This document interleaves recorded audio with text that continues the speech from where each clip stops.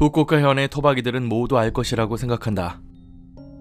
산기슭에 있는 공동묘지는 심령 스팟 중에서도 상당히 유명해서 그 고장에 많은 젊은이가 거기를 찾곤 한다. 나 역시 여러 번 그곳에 가곤 했지만 특별히 영적인 현상은 겪지 못했다. 고등학교 때 멋진 곳에서 캠프를 하고 놀자는 이야기가 나왔다. 그래서 우리는 그 산의 정상 부근에 있는 오두막집에서 바베큐도 하고 신나게 놀기로 결정했다. 그 오두막집은 누구나 사용할 수 있는 공용이었고 집 안에는 난로와 의자 몇 개가 있을 뿐이었다. 하지만 우리는 장난으로 놀러간 것이었기 때문에 일반적인 캠핑과는 달리 텐트나 침낭도 없이 음식물만 사서 밤에 그 공동묘지로 올라가기로 했다. 그날 밤 10시 정도에 출발하는 것으로 하고 그때까지는 모두 가까운 바다에서 낚시를 하면서 시간을 보냈다. 그 후 낚은 물고기, 사온 고기와 야채 요리기구를 가지고 산에 올랐다.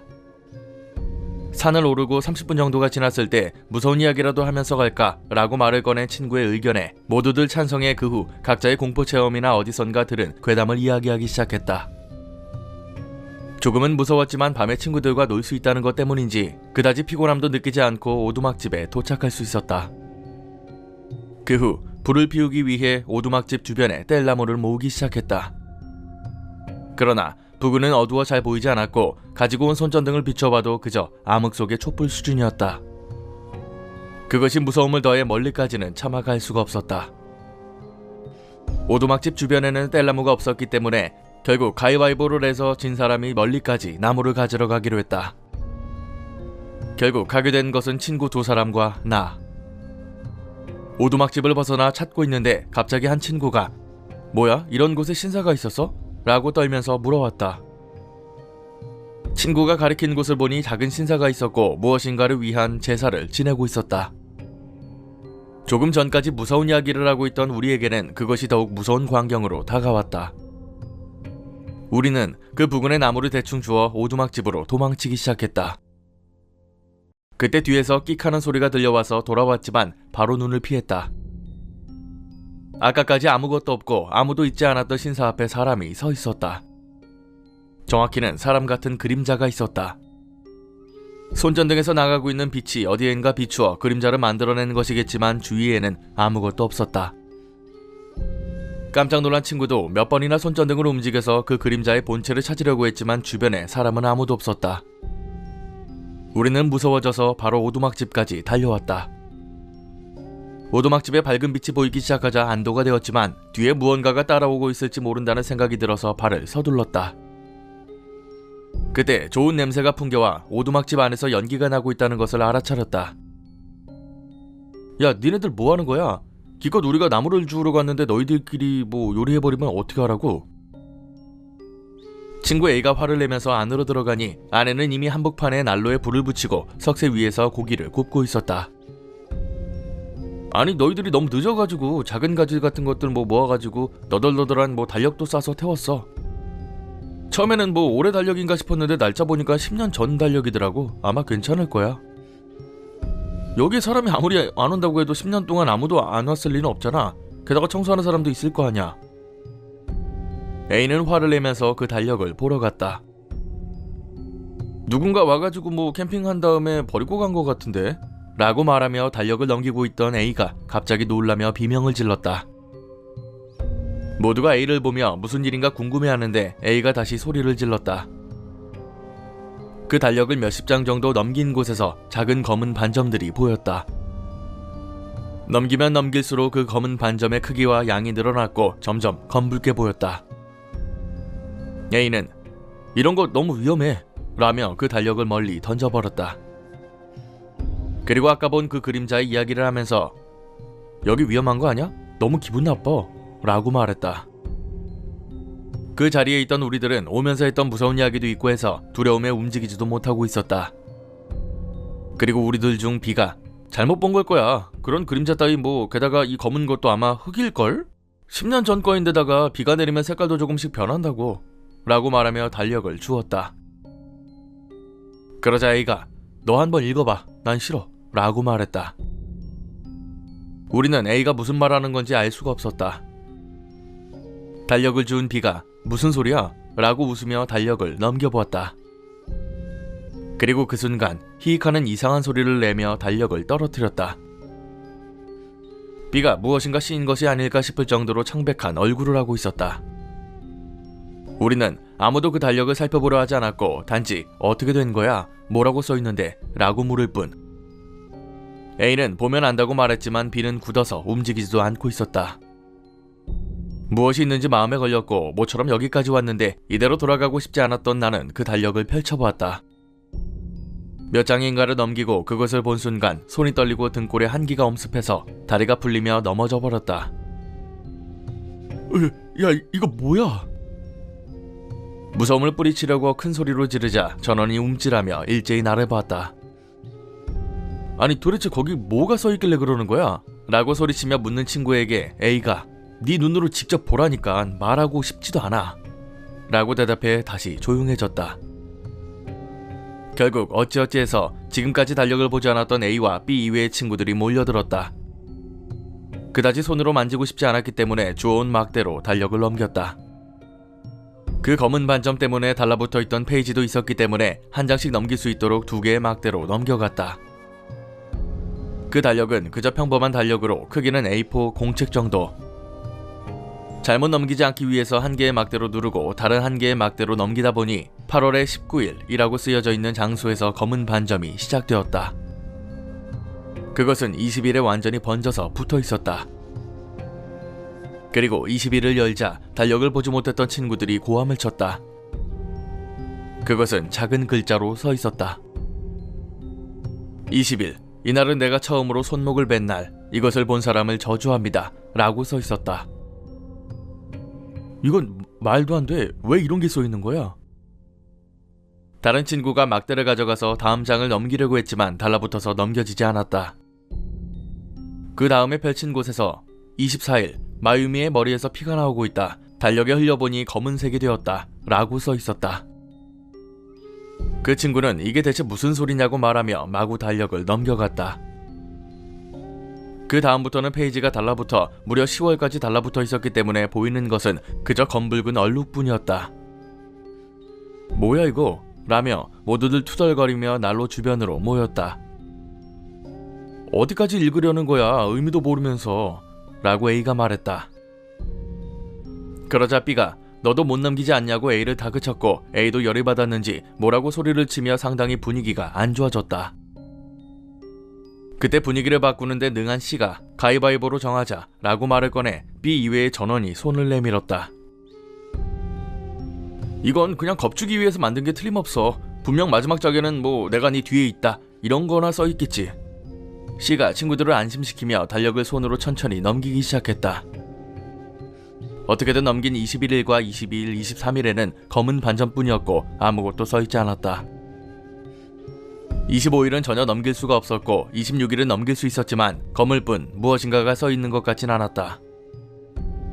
단지 9월 3일에 검붉은 것에 섞여 글자가 보였다.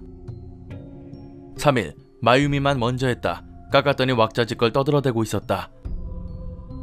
4일, 마유짱 어서와요. 돌아왔다. 붙이니까 실룩실룩. 5일, 당신 아직도 보고 있습니까? 봐주는 겁니까? 바깥. 이것을 읽고 기분 나빴지만 C가 말한 대로 써 있었기 때문에 모두들 뭐야 이거 만든 건가? C가 말한 대로네? 나쁜 장난이구나 라며 웃으며 보고 있었다. 6일, 마유짱 마유짱 마유짱. 7일, 아직? 8일, 이제 괜찮아? 9일, 보고 있는 사람 있습니까? 듣고 싶어. 10일, 저기 마유짱이 누구야? 이상하게 이 문장만 큰 글자로 써 있었다. 이 녀석 정신병자 아냐? 라고 A가 말하자 지나치게 이상하네 라고 모두 동의했다.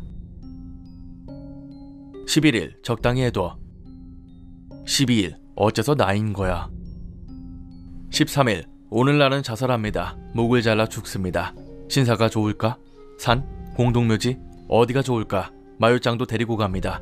이 달력을 찾은 사람은 12월 24일을 봐. 나는 죽었지만. 모두 조금씩 웃으며 역시나 나왔구만 라고 조금씩 깔보며 말하고 12월 24일을 열었다. 거기에는 전문의 약은 서둘러 잡지 마라. 코하와모라 카나라로 라는 의미를 알 수 없는 말과 의미를 알 수 없는 한자가 써 있었다. 그리고 12월 25일 마유미도 마유짱도 죽인 후에 난로에 구웠다. 거기 파서 거기를 파서 마유짱의 머리 제대로 잘라서 신사 앞에 두었어요. 마유미의 발을 잘라서 신사의 뒤에 넣었어요. 나는 거기에 계속 있었어요. 이것은 겁을 주려고 만든 것이 아니에요. 당신은 불태워 죽고 있는 내 같아요. 내가 없기 때문에 부탁도 들어주지 않아. 당신은 타버려 라고 작은 글자로 써 있었다. 이 글씨만은 정신 이상자가 쓴 것 같은 내용임에도 불구하고 상당히 잘 쓴 글씨였다. 그때까지는 웃고 있었지만 점차 기분이 나빠졌고 처음에 본 저주한다는 말도 생각나서 A가 집으로 돌아가자고 말했다. 하지만 돌아가려고 한다고 해도 이미 밤 12시가 훌쩍 넘었는데 손전등만 들고 온 길을 되돌아갈 용기가 없어서 아무도 찬성하지 않았다. 아침까지만 좀 기다려보자 라고 대답했다. 하지만 B가 여기에서? 정말로? 이런 곳에서? 라고 반문했다. 나와 A는 벌써 나가는 편이 좋다고 준비를 하고 있었다. 하지만 다른 친구들은 안 돼, 밖에 나가고 싶지가 않아 라며 거부했다. 그 후 결국 거기에서 아침까지 기다리기로 했지만 바베큐를 할 마음도 없어진 데다가 모두들 기분이 나빠져서 다투듯 이야기만 하고 있었다. 그리고 몇십 분 후 갑작스럽게 밖에서 어이 어이 라는 소리가 들려왔다. 우리는 모두 놀라 가만히 몸을 멈추고 입을 닫았다. 어이 어이 분명 사람이 부르는 것 같은 목소리였지만 그게 계속 들려오다 보니 동물의 울음소리 같은데? 라고 한 친구가 말했고 모두들 그것에 동의하고 다시 이야기를 시작했다. 그리고 그 순간 쾅쾅하고 오두막집의 뒤편이 무엇인가에 강하게 얻어맞았다. 어이 어이 하고 외치는 목소리도 길이가 늘었다. 그리고 그와 동시에 다시 뒤쪽에서 쾅쾅하고 누군가가 내리친다. 뭐야 이거? 누군가가 공격하고 있는 거야? 라고 B가 거의 울면서 말하자 이제 옆쪽에서 쾅쾅하는 소리가 울렸다. 그리고 갑자기 문이 열렸다. 어이, 너희들 여기서 뭐 하는 거야? 눈을 들어보니 한 사람의 남자가 서 있었다. 우리들은 모두 무섭기도 하고 갑자기 나타난 이 남자가 누구인가 싶어 굳어 있었다. 어이라고 계속 불러댔잖아. 어? 들리냐? 라고 짓거리는 남자의 손에는 낡은 배트가 쥐어져 있었다. 그것이 무서워서 말이 잘 나오지 않았다. 빨랑 대답 안 해? 야! 라며 남자가 배트를 문에 후려갈기자 그제야 입이 좀 트였다. 저기 바베큐를 하러 왔습니다. 아는 사람한테 이곳의 오두막은 누구나 쓸 수 있다고 들었기 때문에 왔습니다. 바보 천치 아냐? 여기는 지금 내가 살고 있다고. 당장 여기서 나가. 정말 죄송합니다. 여기가 다른 사람의 집인 줄 전혀 몰랐어요. 내가 먼저 살고 있었어. 당장 여기서 나가. 급히 짐을 챙겨 거기서 나가려고 했을 때 그 남자가 욕을 하기 시작해서 우리는 고기와 물고기를 그대로 둔 채 도망치듯 밖으로 나왔다. 밖에 나가면서 그 남자의 옆을 지났을 때 남자의 눈을 보고는 나는 조금 긴장했었다. 아마 백내장인 것 같지만 각막 자체가 흰색이었다. 이런 눈으로 보이기는 하는 걸까 싶을 정도로. 밖에 나온 후에 그저 서 있을 뿐이었지만 어두움에 무서워져서 모두들 급하게 손전등을 켰다. 손전등을 어디에 비춰야 될지 몰라서 발밑을 비추고 있는데 오두막집에서 다시 고함치는 소리가 들렸다. 야, 당장 나가라고 했잖아. 너희들 나가라고. 듣고 있는 거야? 어? 무슨 일인지 우리는 혹시 모자란 친구가 있는지 오두막집에 남아있는 친구가 있는 것은 아닌지 확인했지만 그 자리에는 친구 전원이 함께 있었다. 니놈들 사람 말이 말 같지가 않아? 여자라고 해도 용서하지 않아. 그리고 그 순간 나를 포함해서 그 자리에 있던 친구 몇 명은 다리에 힘이 풀려 주저앉고 말았다. 어? 지금 저 남자 뭐라고 하는 거야? 그 순간 남자가 다시 소리쳤다. 어? 모르겠어? 누구한테 지금 말대꾸라는 거야? 나는 여자라도 때려. 우리들은 남자끼리 산에 올라왔다. 여자는 한 사람도 같이 오지 않았다. 그럼에도 불구하고 오두막집에서는 남자가 여자를 향해 소리치고 있다. 공포에 발이 후들후들 흔들리고 어떻게 하면 좋을지 생각조차 못하고 다만 그 자리에서 친구들과 서로 떨고 있을 뿐. 아마 한 사람이 도망치기 시작했다면 모두들 달아났겠지만 아무도 앞장을 설 용기가 없었다. 적어도 나는 그 어두운 산속을 앞장서서 손전등을 비추며 도망칠 용기가 없었다. 그렇지만 다음에 울려 퍼진 말을 듣고는 모두들 일제히 도망치기 시작했다. 마유미? 누구야 그게? 그런 거 몰라 라고 남자가 말했기 때문에. 처음에는 이름이라고 생각하지도 못하고 무엇을 말했는지도 전혀 몰랐지만 발끝부터 머리까지 천천히 한기가 올라왔고 이해한 순간 몸이 경직됐다. 마유미라니 모르겠다고, 모르는 건 말하지 마 라고 다시 한번 확실하게 들린 순간에 전원이 거의 동시에 도망쳤다.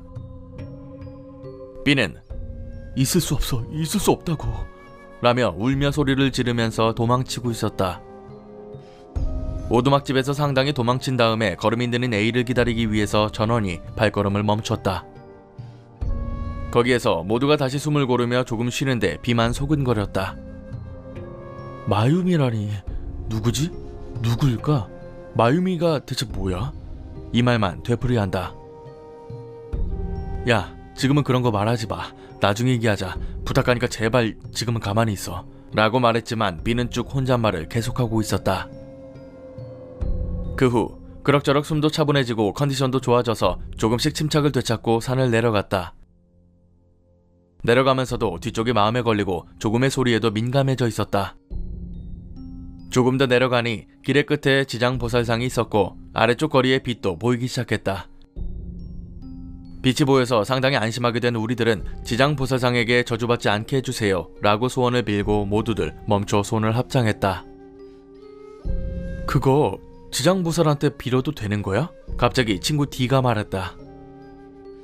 이거 지장보살이긴 하지만 과연 우리를 지켜줄 수 있을까? 라며 안절부절하며 말을 꺼냈다. 잘은 모르지만 지장보살은 무언가를 지켜주거나 앵마기를 해주기 위해 있는 거 아니야?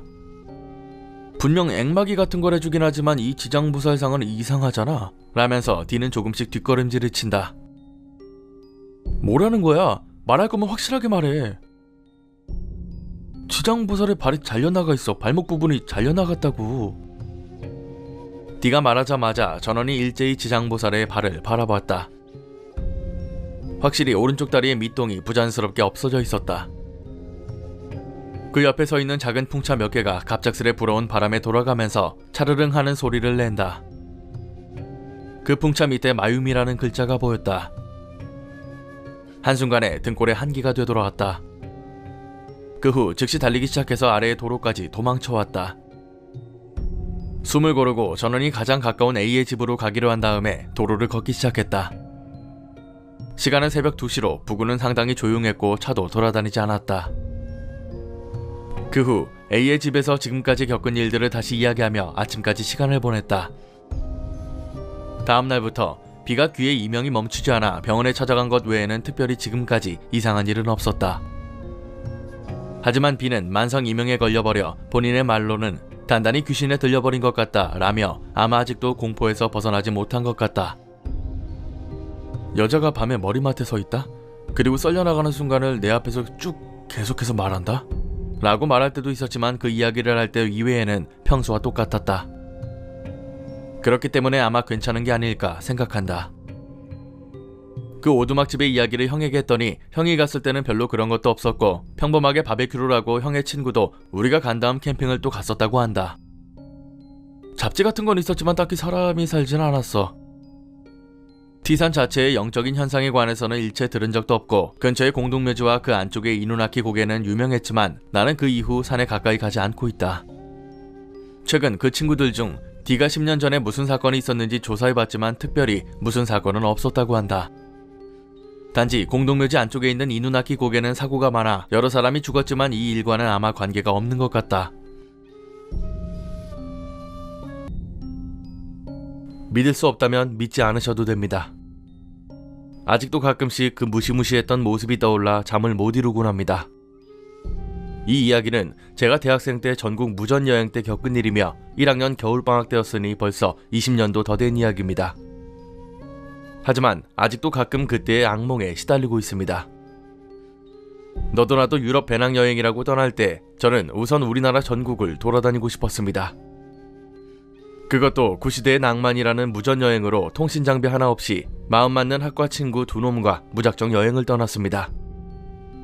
우리는 한 사람당 비상금 5만원씩을 들고 무모한 겨울여행을 떠났습니다. 모자라는 돈은 막일이라도 해서 벌어 채우자는 생각을 하곤 말이죠.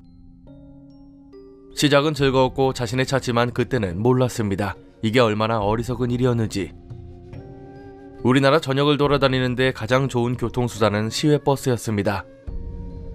웬만한 동네도 시외버스를 타고 들어갈 수 있었거든요. 어쩔 때는 지나가는 차를 얻어타기도 했지만 며칠을 그리 돌아다니다 보니 거짓골이 되어 있더군요. 아무 재주도 없는 우리들이 외지에서 돈을 번다는 건 여간 쉬운 일이 아니었고요. 그것도 하루 이틀 일하고 떠난다고 하니 누가 우리에게 일을 맡기겠습니까? 여하튼 돈 벌려고 했지만 일이 없는 겁니다. 어떻게 해서든 돈을 벌어야 됐으니 이것저것 일감을 찾아다녔는데 간신히 찾은 하루벌이가 바로 시체 염하는 거였습니다. 벌이는 짭짤했지만 도무지 무서워서 제대로 할 수도 없었던 일이었죠. 달리 할 수 있는 일이 없었기 때문에 그 알바를 했지만 찝찝한 기분을 떨칠 수가 없었기 때문에 그날 하루 술 마시는데 돈을 탕진했습니다. 그런 식으로 여행을 하다가 서해 쪽을 돌고 있었는데 돈도 없고 말 그대로 빌어먹는 여행이 또다시 시작되었죠. 열흘 정도가 지나자 우리가 있던 곳이 지리산 쪽이었는데 이 추운 날 잘 곳도 없었기 때문에 결국 서울로 돌아가기로 결정했죠. 서울로 가는 버스를 타기 위해서 작은 산마을에서 일을 도와주고 받은 몇 푼으로 버스비를 마련했습니다. 피곤한 몸을 버스에 싣고 다들 녹초가 되어서 그대로 골아떨어져 버렸죠. 얼마나 잤을까? 두런거리는 소리에 눈을 떠보니 읍내가 아니라 더 깊은 산속에 있더군요. 우리를 제외하고 두세 명밖에 되지 않던 승객들도 다 내리길래 기사 아저씨에게 물었더니 우리가 자던 사이에 이미 읍내를 지나쳤더군요. 더 깊은 산속으로 들어와 있었는데 심지어 이 버스가 막차라 더 이상 읍내로 갈 방법이 없다는 겁니다. 셋 모두 정신이 아득해져서 이제 뭘 어떻게 해야 될지 고민만 하고 있었죠. 결국 하룻밤 지낼 곳과 읍내로 갈 버스비를 또 구해야 됐습니다.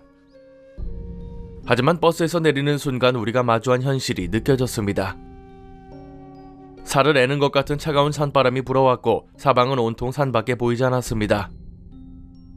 그때 시간이 오후 5시도 안 되었는데 이미 해가 지고 있었고 버스에서 내렸던 사람들을 따라가려고 했지만 고민하고 있던 찰나에 이미 사라지고 없었죠. 정말 막막했습니다.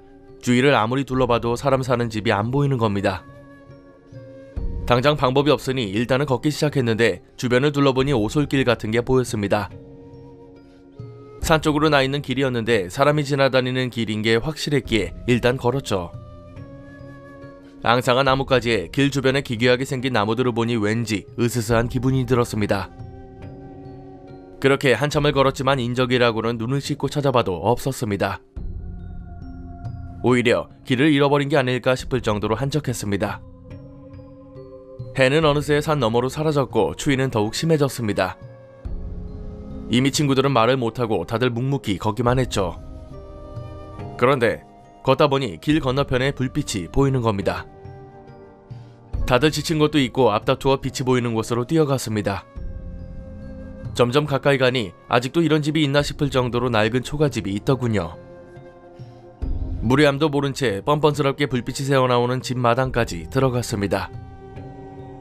지금 생각해보면 뭔가 불길한 느낌이 들고 이상한 냄새가 났지만 그런 건 신경 쓸 게 아니었습니다. 몇 번을 주인을 불렀지만 방 안에서는 대답이 없었죠. 분명 불은 켜져 있었는데 아무도 없는 게 이상했습니다. 그냥 문을 열고 들어가 볼까 고민하고 있던 찰나 끼익 소리와 함께 문이 열렸습니다. 문을 열고 나온 사람을 보고는 우리 모두 순간적으로 움찔했습니다. 우리 나이 또래의 건장한 체구의 남자가 나왔거든요. 그런데 얼굴을 보니 뭔가 눈이 퀭하고 멍한 표정을 짓고 있더군요. 저희가 몇 번을 이야기를 건네도 그저 말없이 저희만 멍하니 보고 있었습니다. 난감해서 어찌할 바를 모르고 있는데 그 뒤로 손님 오셨네? 라는 여자의 목소리가 들렸습니다. 그리고 밖으로 나온 여자는 40 정도 되어 보이는 아줌마였습니다. 첫인상이 굉장히 친절해 보여서 마음이 놓였죠. 일단 급한 대로 저희 사정을 말씀드리고 배도 고프고 잘 곳도 없으니 도와주시면 어떤 일이라도 도와드리겠다고 말했습니다. 아줌마는 조금 고민하는가 싶더니 우리 집에는 도와줄 일이 없다고 말하셨고, 다행히도 우리가 불쌍해 보였는지 일단 허락하겠다고 하더군요. 한참을 뜸들이더니 대신 한 가지 일만 도와달라고 말씀하셨습니다. 무슨 일인 건 중요하지 않았고 일단 재워준다는 말에 행복할 뿐이었죠. 그리고 방에 들어갔는데 우리는 한 번 더 흠칫 놀랄 수밖에 없었습니다. 아까 문 앞에서 본 남자와 비슷하게 10살 정도 되어 보이는 남자애가 벽에 기댄 채 멍하니 있는 겁니다. 그의 역시나 무표정한 모습으로 입에는 침이 흐르고 있었습니다. 아줌마도 우리 눈치를 챘는지 한숨을 내쉬면서 우리 집 큰애와 작은애라고 하시더군요. 내가 전생에 무슨 죄를 지었는지 다들 태어날 때부터 이래요. 그리고는 아줌마는 밥을 차리러 부엌으로 가셨고 우리 셋 모두 따뜻한 방에 있으니 슬슬 졸음이 쏟아졌습니다. 그러다가 귀청이 찢어지는 것 같은 괴성의 졸음이 확 깼습니다. 아줌마의 둘째라는 애가 갑자기 소리를 질러대는 겁니다. 놀라서 애를 보고 있으니 그 애가 공포에 질린 눈을 하면서 발광하면서 가라고 대뜸 소리를 질러대기 시작했죠. 부엌에 있던 아줌마가 들어와서는 발작하고 있는 애를 붙잡았습니다. 그리고 보기에도 섬뜩할 정도로 애를 두들겨 패기 시작했죠. 조금 전에 친절한 모습은 온데간데 없고 소름 돋을 정도로 애를 패더군요. 그리고 아이는 점차 조용해지면서 울음을 멈췄습니다. 얘가 손님만 오면 이렇게 쌩 난리를 쳐요. 가만뒀다간 도저히 안 돼서 이런 식으로 버릇을 가르치고 있죠. 그 말과 함께 소름 끼칠 정도로 무서운 눈으로 둘째를 쏘아보고는 다시 부엌으로 들어갔습니다.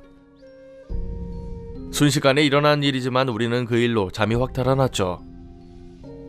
부엌에 들어간 아줌마는 우리가 도망갔을까봐 걱정했던 것처럼 금세 상을 차려왔습니다. 밥상은 다 쓰러져가는 산속 초가집치고는 푸짐했죠. 특히 정체를 알 수 없는 구운 고기는 한 상 가득이 나왔습니다. 아줌마 말로는 동네 주민이 가져다준 멧돼지 고기라고 했고 곡주라며 술까지 내왔습니다. 배고팠던 우리는 정말 허겁지겁 밥과 고기를 먹어 치웠는데 고기는 시꺼먼 색깔과는 달리 연하고 맛있었습니다. 허겁지겁 거지처럼 음식을 먹고 있으니 그런 저희 모습을 보고는 말씀하시더군요. 아이고, 젊은 장정들이 얼마나 배고팠으면. 많이들 먹어요. 실컷 먹고 한 가지 일만 도와주면 돼요. 일단 알겠다고 말하고는 걸신 들린 것처럼 음식들을 먹어치웠습니다. 배불리 먹고 나니 슬슬 춥기도 올라왔는데 아까 봤던 첫째 아들이 저희를 불쌍한 눈으로 쳐다보고 있더군요. 괜히 밥 잘 먹고서 기분이 좀 찝찝했습니다. 일단은 당장의 문제를 해결했으니 아줌마에게 도울 일이 있으면 빨리 돕겠다고 말했습니다. 별일 아니긴 한데 아무래도 여자 혼자 하기에는 어려운 일이니 좀 도와달라며 우리를 창고로 안내했죠. 다른 게 아니라 우리 집에서 키우던 고양이 한 마리가 죽었거든. 묻어줘야 되는데 땅도 얼고 내 힘으로는 도저히 힘들어서 여기 창고에 그냥 뒀어요. 그러니 장정들이 좀 도와줘서 저 위에 묻어주셔요. 근데 아무리 같이 지내던 짐승이라도 집 근처에 묻긴 좀 그래서 수고스럽더라도 산 위로 좀 올라가서 묻어줘요. 밖에 날씨를 생각하니 힘들 것 같았지만 춥기도 올라왔겠다. 일단 알겠다고 밖을 나섰습니다. 곡괭이와 삽들은 두 친구들이 들고 제가 고양이 시체가 들었다는 검은 비닐봉지를 들었죠. 고양이가 좀 컸는지 봉지가 묵직했는데 길을 가르쳐주겠다며 따라 나온 아줌마는 10분 정도만 올라가서 묻어달라고 말했습니다. 게다가 돌아오면 술상도 봐줄 테니까 조금만 고생해달라고 말했죠. 우리는 추운 날씨에도 불구하고 씩씩하게 길을 나섰습니다. 한 5분쯤 올라갔을까 같이 간 친구 중에 몸이 좀 약한 원종이가 힘들다면서 그만 가자고 말하더군요. 대충 묻고 돌아가도 아줌마는 모를 거 아니냐며 일단 이 정도에 묻자고 말했습니다. 어차피 5분이나 10분이나 큰 차이는 없을 것 같아서 알겠다고 말하고는 곡괭이질을 시작했죠. 땅에 얼어 있었지만 3명이서 파니 금방 구덩이를 팔 수 있었습니다. 잠시 주위에 걸터앉아 쉬고 있는데 문득 사체가 있는 봉지가 눈에 들어왔습니다. 고양이치고는 모양이 조금 이상했거든요. 후레쉬를 비춰서 자세히 보다가 봉지를 들어 올렸는데 아무리 봐도 고양이 같지가 않아서 의중이가 나뭇가지로 봉지를 찔러봤습니다. 그리고 뭔가 이상한지 고개를 갸웃거리더군요. 원종이는 무섭다고 그냥 빨리 묻고 내려가자고 말했지만 도무지 이상해서 그 안에 뭐가 있을지 확인해보고 싶었습니다. 그러다 봉지 겉면을 만졌는데 촉감이 뭉툭한 게 그것만으로는 확실히 알 수가 없었죠. 의중이가 봉지 위아래를 만져가며 확인하는데 표정이 일그러지더니 꼬리가 안 잡힌다고 말하더군요. 그 말을 듣자 다들 겁이 나기 시작했습니다. 아줌마가 우리를 속이고 고양이가 아닌 무언가를 묻게 했다는 걸 알게 된 거죠. 원중이는 거의 울 것처럼 내려가자고 떼를 썼는데 의중이는 비닐봉지를 열어보자고 말했습니다. 이게 뭔지도 모르는데 묻고 가는 게 말이 되냐는 거였는데 가만 생각해보니 그 말도 일리가 있어서 일단 잠자코 있었습니다. 그런데 갑자기 의중이가 봉지를 확 뜯었고 순간 확 하고 역한 악취가 풍겨왔습니다. 그 안으로 후레쉬를 비쳤지만 지저분한 천에 쌓여있어서 뭔지 알 수는 없었죠. 한치의 망설임도 없이 의중이는 천을 벗기기 시작했고 고요한 침묵 속에 천을 벗기는 소리만 들렸습니다. 그리고 그걸 본 순간 다들 온몸에 소름이 끼쳤습니다. 천에 쌓여있던 것은 다름 아닌 반쯤 썩은 갓난아이의 시체였습니다. 누가 그랬는지 가슴에는 깊고 날카로운 칼자국이 있었고 얼굴은 못 알아볼 정도로 썩어 문드러져 있었죠. 그리고 살점을 도려낸 것처럼 군데군데 파여 있었고 다들 충격과 공포 속에 아무 말도 못했고 본능적으로 슬금슬금 뒷걸음질을 쳤습니다. 그런데 의중이가 제 뒷덜미를 낚아채더니 황당한 이야기를 하는 겁니다.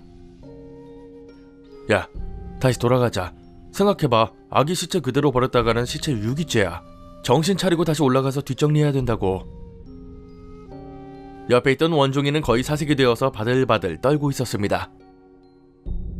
결국 다시 올라가 봉지를 보니 또다시 식은땀이 흐르고 움직이기도 어렵더군요. 의중이는 겁도 안 나는지 아기 시체로 선뜻 다가갔는데 손전등을 비춰보더니 잠깐 이러면서 저희에게 말했습니다. 야, 여기에 두꺼운 금반지 있다. 돌반지인가봐. 돈 좀 되겠는걸? 그 이야기를 들으면서 의중이가 제정신이 아니라고 생각했습니다. 너 미쳤냐고 말 같지도 않은 소리 하지 말라고 소리를 치니 오히려 의중이는 저에게 핀잔을 줬습니다. 야, 생각해봐. 너 무슨 돈으로 집에 갈래? 이거라도 있어야 차 타고 집에 갈 거 아냐. 그러면서 광기 어린 얼굴로 반쯤 썩은 아기 손에 있는 반지를 빼려고 하더군요. 저와 원종이는 그 광경을 보고는 할 말을 잃었습니다. 하지만 손가락에서 반지가 잘 빠지지 않았는데 광기 어린 눈빛으로 반지를 뽑던 의중이는 퍽하는 소리와 함께 뒤로 벌러덩 자빠졌습니다. 그리고 자기 손에 들려있는 손가락을 보고는 놀랐는지 바로 땅바닥에 버리더군요. 순식간에 충격적인 장면들이 지나가니 무슨 말도 못하고 한참을 가만히 서 있었습니다. 그리고 원종이의 짧은 비명소리에 놀라 뒤를 돌아봤는데 원종이가 떨리는 손가락으로 산 아래쪽을 가리키고 있었습니다. 그리고 숨이 멎는 줄 알았습니다. 손전등이 비춘 곳에는 아줌마가 서 있었거든요. 그걸 그냥 두고 가려고? 그렇게는 못 보내. 그 말을 듣고는 얼마나 무섭던지 당장 여길 빠져나가야 된다는 생각만 들었습니다. 하지만 다들 못 움직이고는 의중이는 넘어진 채로 원종이는 아까 그 자세 그대로 서 있었습니다. 밥만 먹고 그냥 가려고? 그럼 안 되지. 그렇게 말하는 아줌마는 진짜 이 세상 사람 같지가 않았습니다.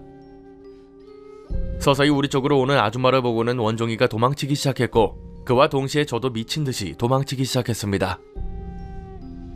뒤돌아봤다가는 아줌마한테 잡힐지도 모른다는 생각에 미친 듯이 뛰기 시작했죠. 그리고 그 순간 뒤에서 들리는 아줌마의 목소리. 어딜 가? 못 보내줘.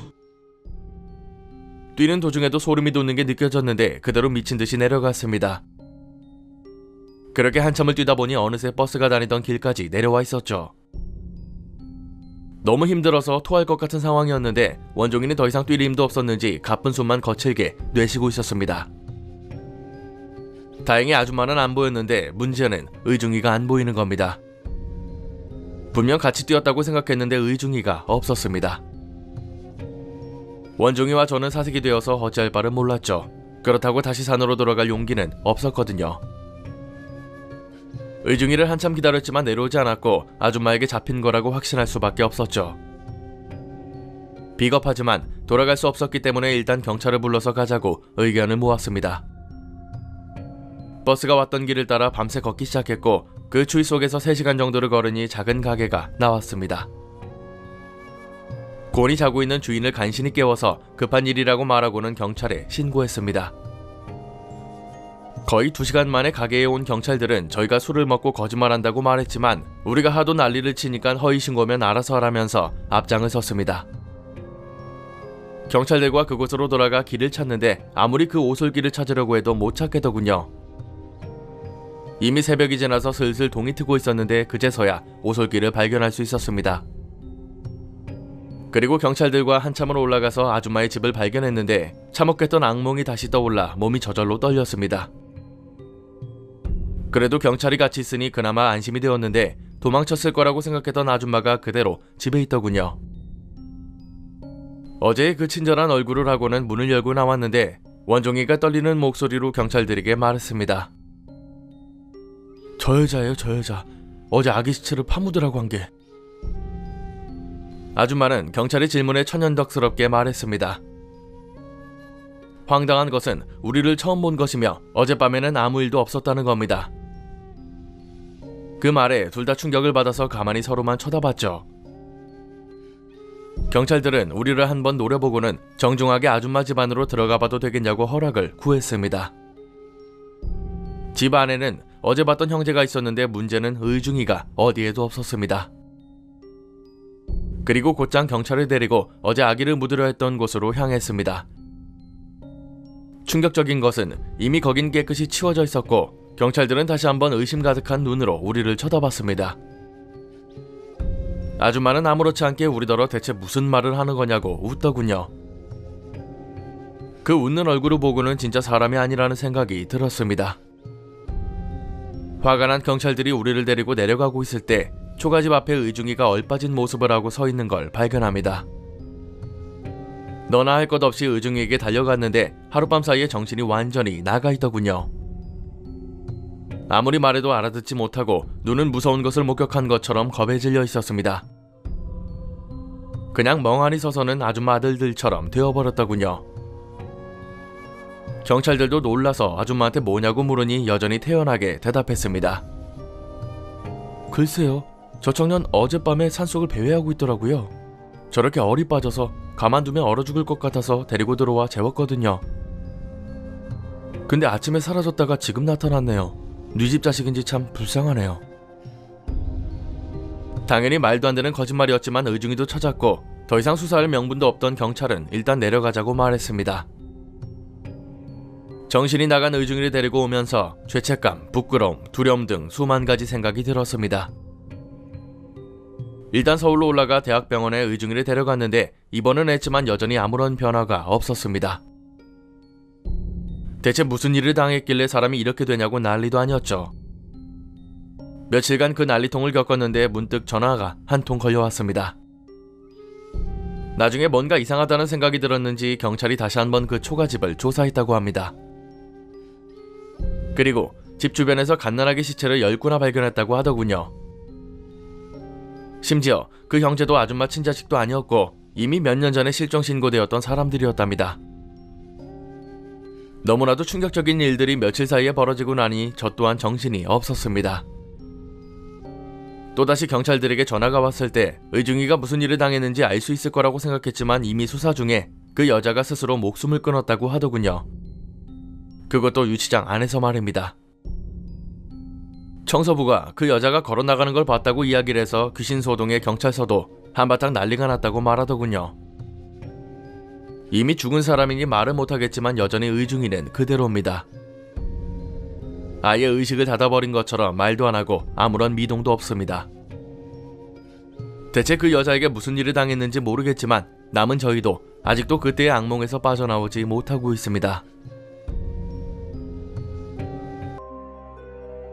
강원도에서 군복무할 때 이야기입니다. 야간에 2시간씩 2인 1조로 위병소 혹은 탄약고에서 근무를 섰습니다. 이 일은 제가 탄약고에서 야간 경계 근무를 설 때의 일입니다. 그때는 한겨울이었고 새벽 1시가 훌쩍 넘은 시간이었죠. 제가 군복무했던 강원도는 눈이 정말 많이 내렸습니다. 그날 밤도 어김없이 펑펑 눈이 내렸죠. 그 당시 상병이었던 저는 보통 선임 근무자로 근무 투입이 되었지만 그날은 부대 내 휴가자가 많다 보니 불가피하게 후임 근무자로 근무에 투입되었습니다. 거기다 설상가상으로 말년병장과 같은 조가 되었죠. 역시 말년병장은 탄약고에 오자마자 내가 이짬에 야간 근무를 서야 되냐며 온갖 짜증과 불만을 토해내더군요.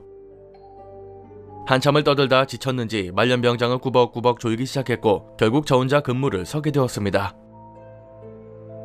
그렇게 눈이 내리는 새벽에 졸음을 참으며 근무를 서고 있는데 저 멀리서 사람 형상을 한 검은 물체가 탄약고로 다가오는 게 보였습니다. 저는 당연히 순찰원 당직사관이라고 생각하고 앉아서 졸고 있던 말년병장을 깨운 뒤 수화를 하기 위해 준비하고 있었습니다. 탄약고 쪽에 가로등이 있어서 사람이 가까이 오면 형상이 뚜렷하게 잘 보이는데 그 사람은 마치 실루엣 마냥 가로등 불빛에도 검은 형상만 보이더라고요. 저는 곧바로 수화를 했고 정지를 외치는 순간 그 검은 형상은 가로등 불빛 밖으로 순식간에 도망가 버렸습니다. 검은 형상이 뛰는 속도는 사람의 속도라고 볼 수 없을 정도로 빨랐고 그 자리에서 사라졌다는 표현이 더 맞을 겁니다. 문제는 그 광경을 저만 봤으면 잘못 본 거겠지만 함께 있던 말년병장도 봤던 거죠. 말년병장은 저에게 그 물체를 확인하라고 했고 저는 무전기와 플래시를 들고 혼자서 검은 형상이 사라진 곳으로 순찰을 하러 갔습니다. 가로등 불빛에 비친 바닥에는 사람 발자국이 있었는데 이상했습니다. 보통 눈이 내린 곳에 사람이 지나가면 오른발, 왼발 번갈아가며 발자국이 생기는데 한쪽 발자국만 대략 2m 간격으로 찍혀있더군요.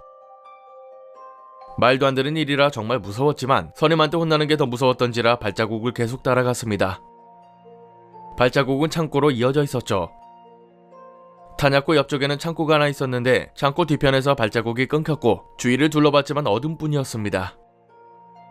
어둠 속으로 빨려 들어갈 것 같은 무서움에 다시 가로등 밑으로 뛰어갔습니다. 그런데 아까 봤던 발자국은커녕 제 발자국 외에는 아무것도 없더라고요. 눈에 찍힌 발자국이 아무리 눈이 많이 온다 한들 눈보라가 치지 않는 한 쉽게 사라질 수가 없습니다. 헛것을 본 건가 싶어 초소로 들어가니 말년병장이 저를 보더니 미친듯이 비명을 지르다 픽 쓰러지더라고요. 다행히 근무교대 5분 전이라 당직병과 교대자들이 와서 있었던 일들을 인수인계한 다음 말년병장은 의무대로 보냈습니다. 저는 당직사관에게 상황 보고를 마친 뒤 생활관으로 돌아갔고 저를 보며 기겁하던 말년병장의 모습이 생각나 잠을 이루지 못했습니다. 다음날 의무대에 있는 말년병장을 찾아가 기절한 이유를 물었습니다. 이야기는 이랬죠. 제가 순찰하러 가로등 밑으로 간 순간 말년병장의 눈에는 새하얀 형체가 제 뒤를 따라다니는 게 보이더래요. 저는 그때 아무것도 듣지 못했는데 선임은 계속 저를 보며 소리쳤다고 합니다. 야, 네 뒤에 뭐 있어? 일단 그냥 올라와봐. 하지만 제가 그 말을 못 듣고 창고 쪽으로 가다가 다시 가로등 밑으로 돌아왔는데 하얀 형체가 없어졌길래 잘못 본 건 줄 알았답니다. 근데 초소로 복귀한 절 본 순간 기절해버렸습니다. 제 얼굴이 눈이 뚫려있고 코와 입부분이 없었답니다. 그 이후 말년병장은 근무 투입을 하지 않았고 저 또한 분대장을 달았기 때문에 경계 근무를 서지 않았습니다. 하지만 그 뒤로도 그 탄약고 초소에서 귀신을 봤다는 이야기가 들립니다. 고등학교 무렵 내가 겪은 일이다. 당시 친구 A가 살던 아파트 단지에는 괴담 하나가 돌고 있었다. 5년 전 그 아파트 2층에 살던 사람이 스스로 목숨을 끊었다.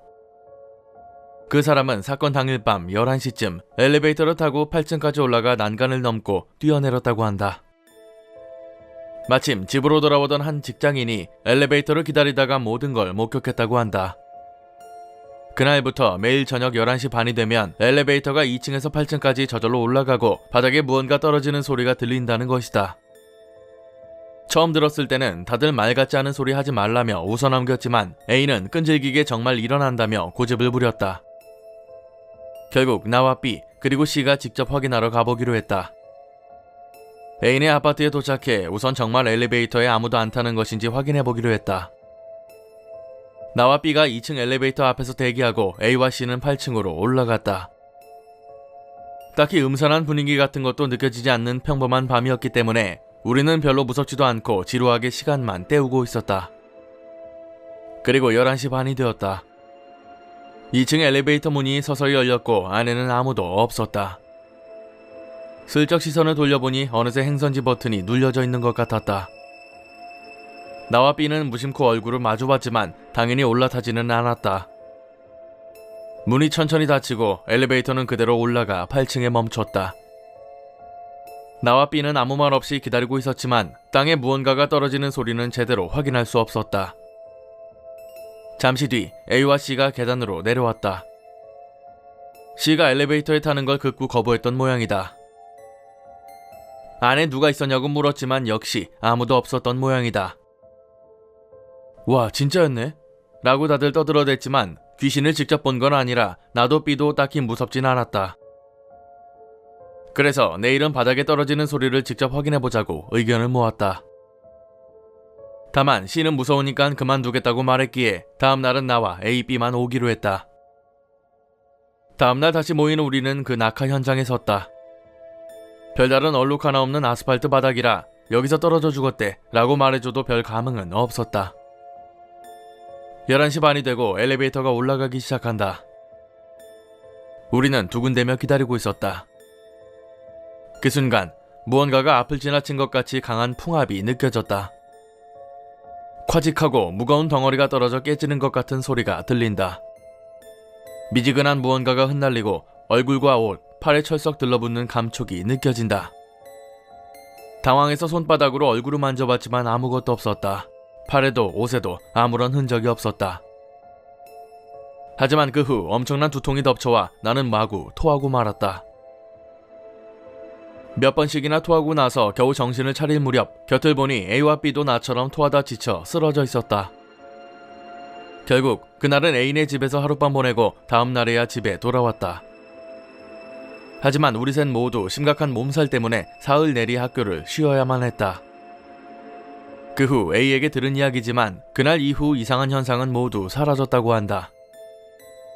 나는 다시 확인하러 갈 용기도 없었고 그저 전해 들었을 뿐이지만 나와 A, B는 아직도 건강하다. 당시에는 저주를 받는 게 아닐지 정말 겁에 질려 있었지만 꽤 시간이 흐른 지금도 멀쩡하니 아마 괜찮은 게 아닐까. 다만 C는 우리가 건강을 되찾은 후에도 겁에 질린 듯한 얼굴로 우리를 피했다. 이유는 알 수 없지만 겁쟁이였던 C가 우리 이야기를 전해 듣고 무서워서 그랬던 것이라고 믿으려고 한다.